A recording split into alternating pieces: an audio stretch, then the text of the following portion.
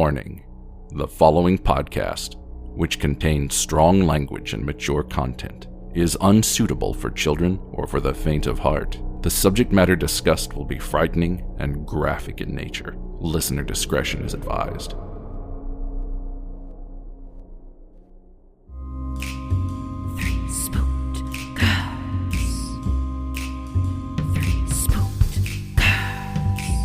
When you wanna hear about the paranormal, you get the Spooked Girls.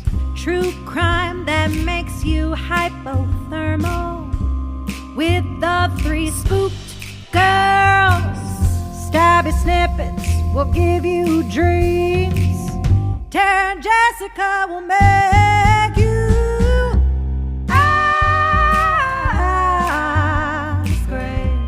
along with the Spooked Girls.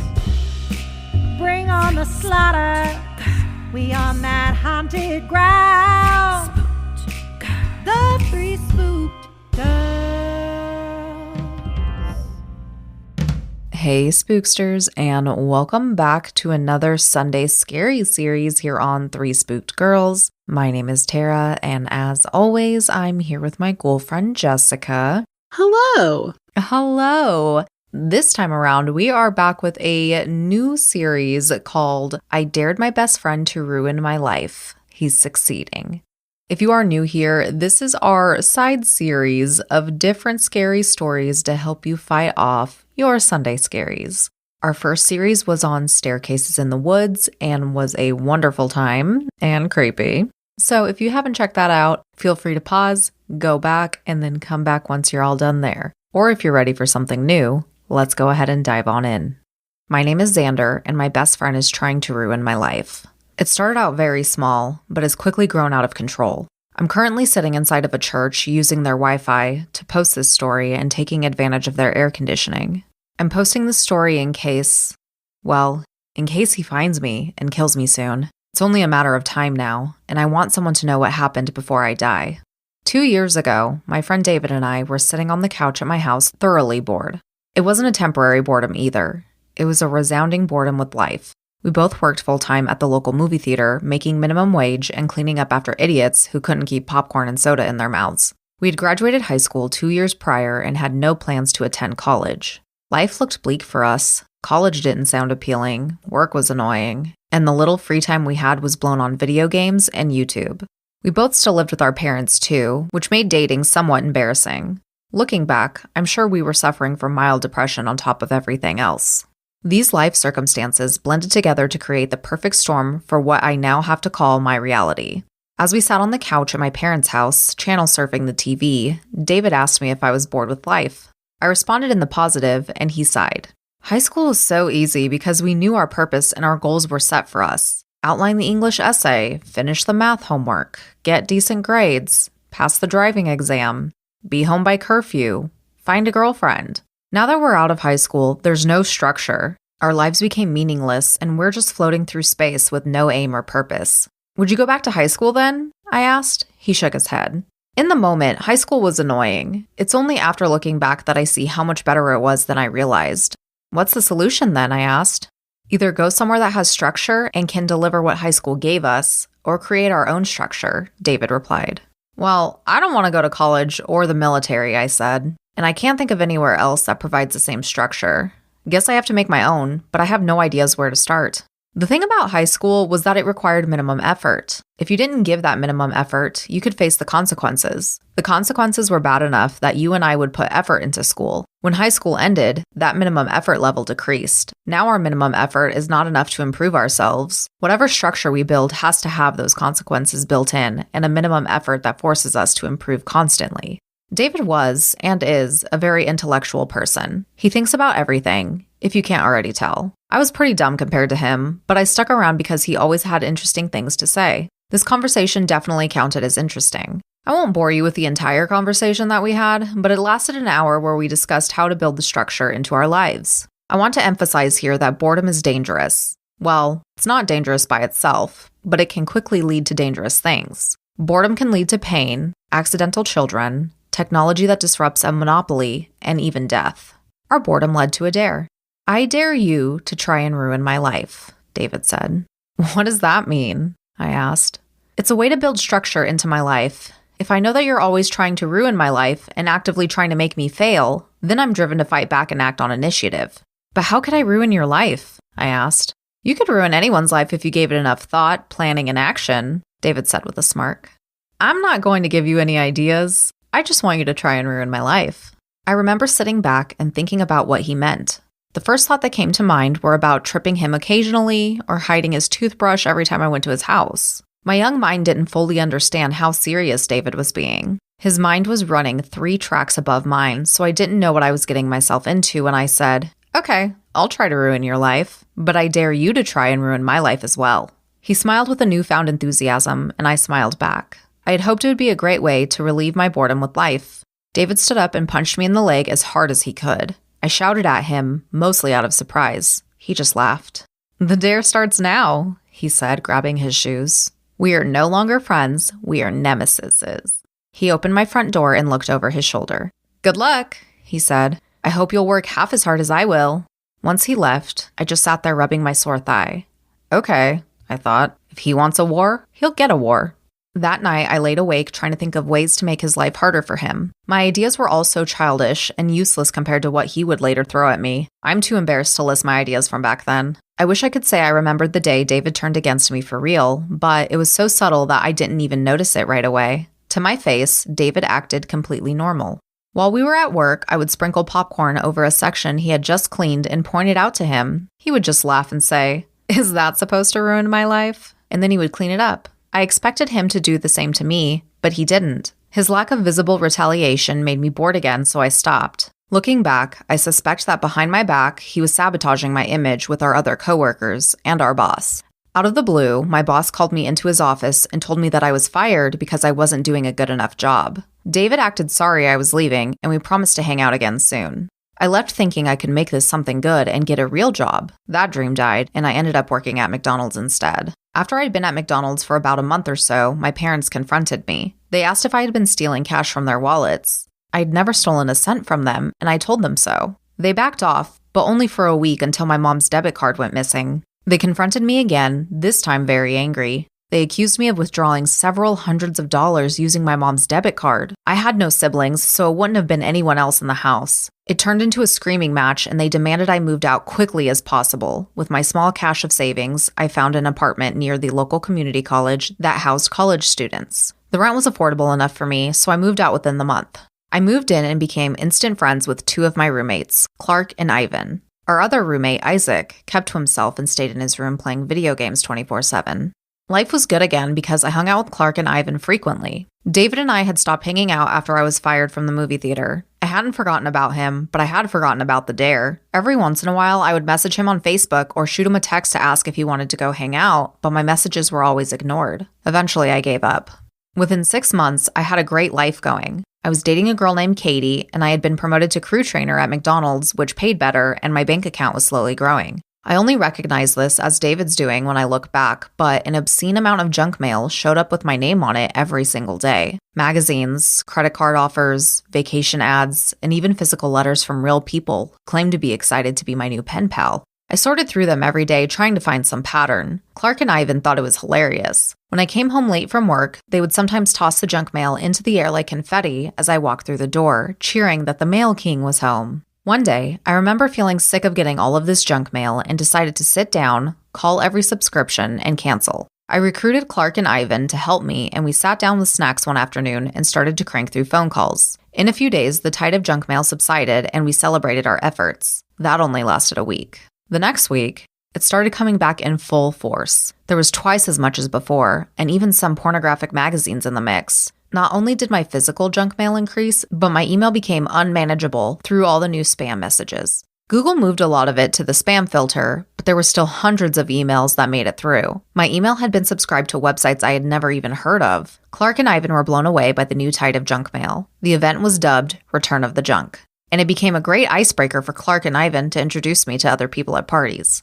One day I was browsing Facebook's People You May Know section when I came across someone's profile that had my picture, but a different name. The account was open for anyone to view and had a lot of porn posts, status updates full of swearing, and praises to Hitler. I frowned when I clicked on their pictures. Most of the pictures were the same ones from my Facebook account, but there were some pictures of me that weren't on my account or anywhere else online. Keep in mind, I didn't remember to dare David, so I felt pretty creeped out.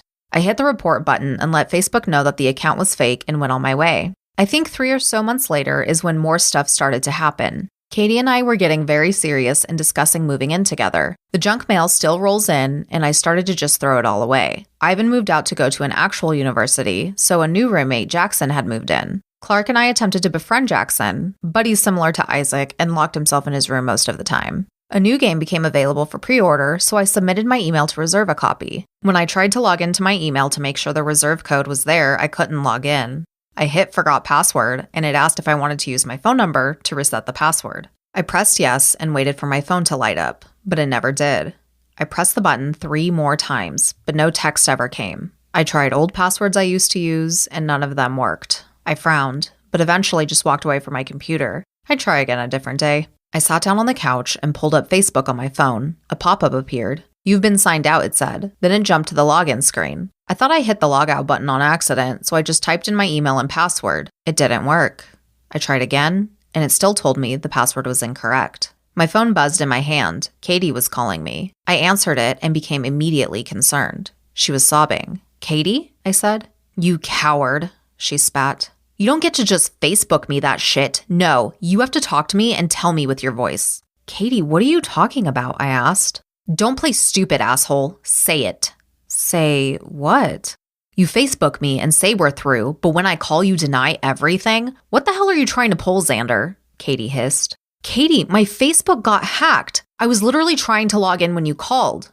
Are you at home? I'm coming over. We are not done. We're far from done, sweetheart." It took me some time to convince Katie that it hadn't been me, but she relented when I showed her that I couldn't log in. I Googled how to get my Facebook account back and contacted their help center. Thankfully, they were able to get me back into my account. Lots of links to porn sites had been posted all over my page by whoever jacked my account, so I spent some time deleting all of those. I also spent time answering family members who had asked about the strange content I had been posting. Talk about awkward. Katie also found through her feeds that my Twitter and Instagram had been hacked. The accounts were posting hundreds of crude messages and pictures. Those 2 sites took a little more effort, but eventually I regained control over those too. Fixing my email took a couple of days, but I got access again. Not wanting to repeat the experience, I made my passwords into really long strings of numbers, letters, and symbols. Each account had a different password. For anyone who has done this, you know how impossible it is to memorize your passwords. I wrote them down on a sheet of paper and put it in my dresser drawer. I didn't intend to get hacked again. I'm telling you where I put the paper so you'll know how freaked out I was when Facebook signed me out again the next week. I checked my other accounts. Locked out again.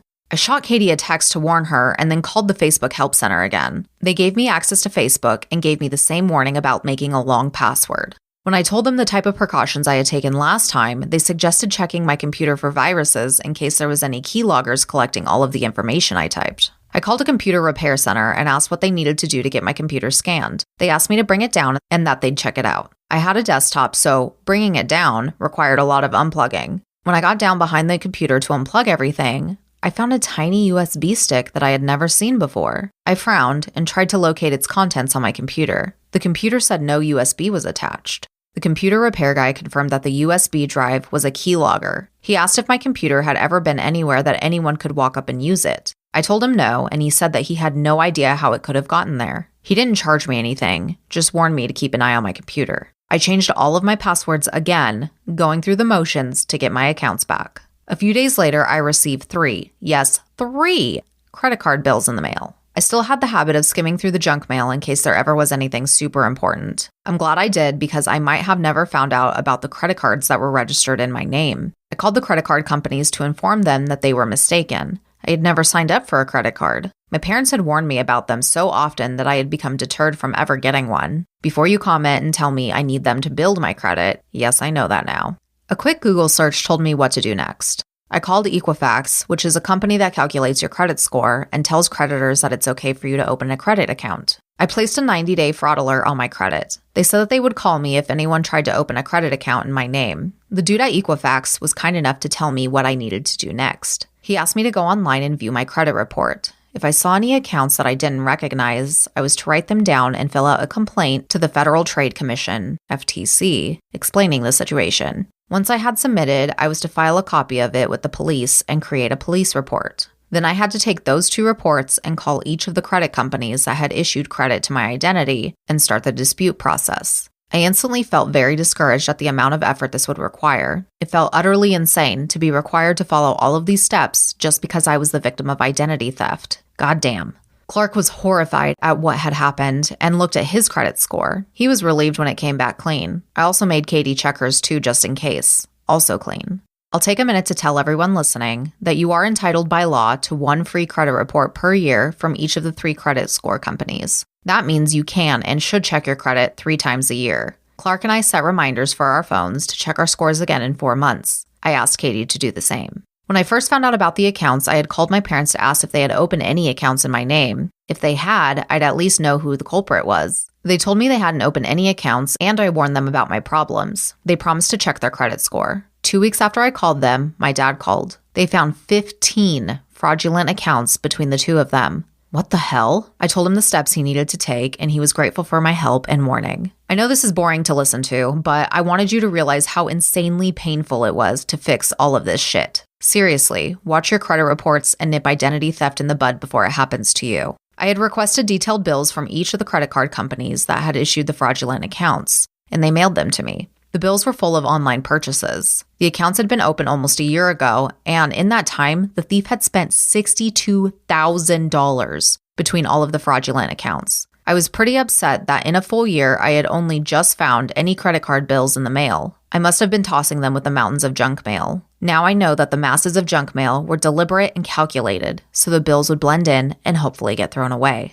The first few transactions were from stores like Target, Walmart, etc., but the further down I went, the less I recognized. One word stuck out to me: Bitcoin. I had learned a little about that from my Facebook feed, as I had some friends from high school who touted in it as the next real currency. According to the credit card statements, several $1,000s had been exchanged into Bitcoin. I started really researching Bitcoin and trying to figure out what it was and why an identity thief would want it. To make the explanation short, Bitcoin allowed my thief to make completely anonymous purchases online. It was as if he had gone to an ATM and drained all the credit cards into cash. I didn't foresee the credit card companies ever getting their money back. David now had a hell of a lot of cash he could use to ruin my life. I didn't know it was him at the time, obviously, but I do now. Guys, identity theft is a serious crime and is very damaging to everyone in the economy. And while the theft may have been bad, my life was about to get a whole lot worse. That's all I have time to write for now. I have to go and get some serious shit taken care of. I'll write again as soon as I can. My name is Xander, and my best friend is trying to ruin my life. And that is going to go ahead and conclude us for this week's Sunday Scaries. We hope you guys are enjoying this new addition to the pod. We definitely are. Be sure to tune in next week for part 2 on Xander's story on how his best friend ruined his life. And we'll see you guys back here on Thursday for another episode. Bye, guys. Toodles.